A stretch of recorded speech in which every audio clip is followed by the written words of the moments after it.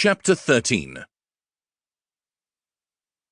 When they stopped at an inn 2 nights later, Kate was so deliriously happy at the thought of sleeping in a bed, she didn't notice the possessive way Callum kept his fingers clenched around her wrist after they dismounted. Callum had agreed to stop here because they were at the edge of MacDonald country, and though none were permitted to aid the MacGregors, most Highlanders did.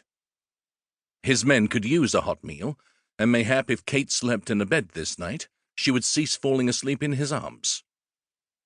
Every time she pressed her cheek against his chest, as if she belonged there, or when she looked into his eyes like he was her champion, she tempted him to forget all he lost in her grandfather's dungeon and imagine that something new and wonderful was still possible in his life.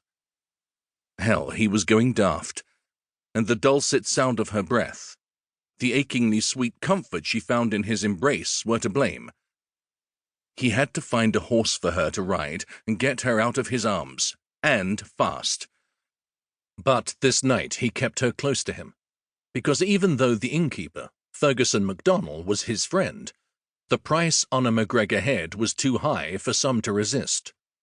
And since Kate travelled with him, she was considered his. Her life forfeit. He could have entered the inn with caution, but if there were enemies inside, their fear of him would keep Kate alive.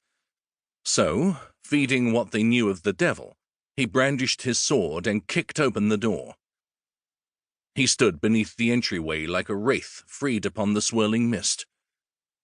The inn grew silent while he raked his powerful gaze over every face, warning death, swift yet painful, should any come against him. Angus let out a loud belch, stepped around his Laird, and entered the inn first. He sauntered over to a large trestle table where a group of ruffians sat, their cups paused in mid-air at their lips. He hovered over them with dark, bloodshot eyes. "What ails ye, ye bunch of sorry knaves? Have ye never seen a MacGregor before?" "Aye, we have," said the leader of the group. "But none as ugly as you."